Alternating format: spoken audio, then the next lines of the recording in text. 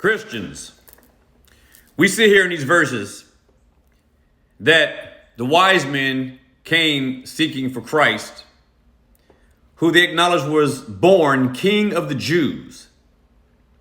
And it says that they came to worship him. And when they found him, they did so. They bowed down and worshiped him, and they gave him gifts. And these were Gentile men. These were not Jews. These were Gentile men.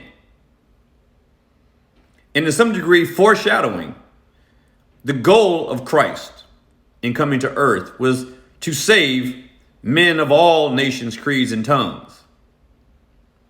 But the first people that we see to worship Christ are these wise men, these Gentile wise men.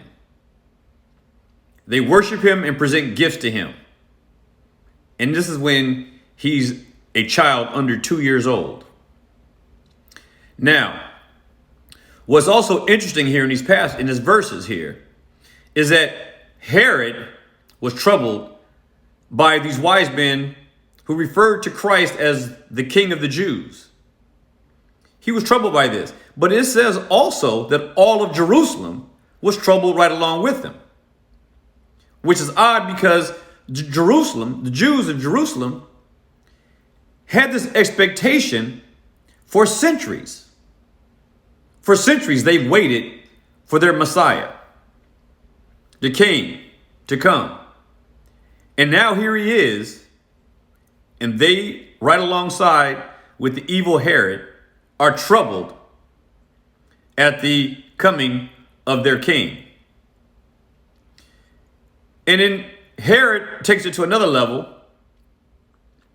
and then pretends and feigns that he wants to find Christ so that he can worship him as well, when all he wanted to do was to extinguish him.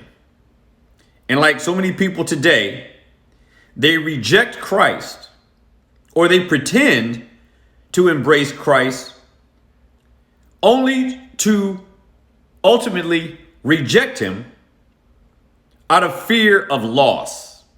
You see, a lot of people, they reject Christ because they feel that they have to lose something, and they do.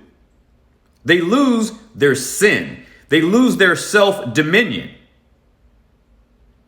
And Herod and the Jews were both felt threatened that their self-dominion and whatever it is that they wanted and aspired after, they would lose. And they were right. Be